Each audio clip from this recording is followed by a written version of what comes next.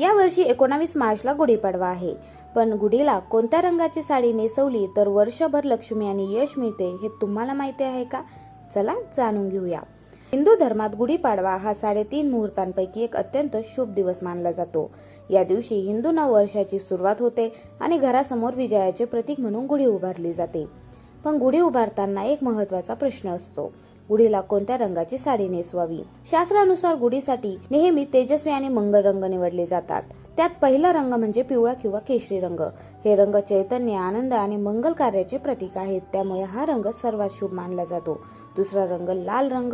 लाल रंग विजय, शक्ती आणि सकारात्मक ऊर्जा दर्शवतो, त्यामुळे अनेक घरांमध्ये गुढीला लाल रंगाची साडी नेसवतात.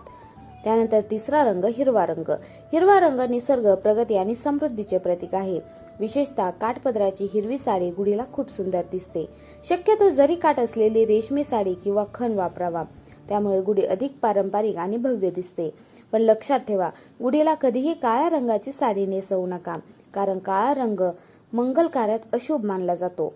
त्यामुळे मंडळी, या गुढीपाडव्याला तुमच्याकडे असलेल्या पिवळ्या, केशरी, लाल किंवा हिरव्या साडीने गुढी सजवा आणि नववर्षाची सुरुवात सकारात्मक ऊर्जेने करा. आणि अशाच धार्मिक उपाय, वास्तू टिप्ससाठी आपल्या उपाय आणि उपासना या चॅनलला सबस्क्राईब करा.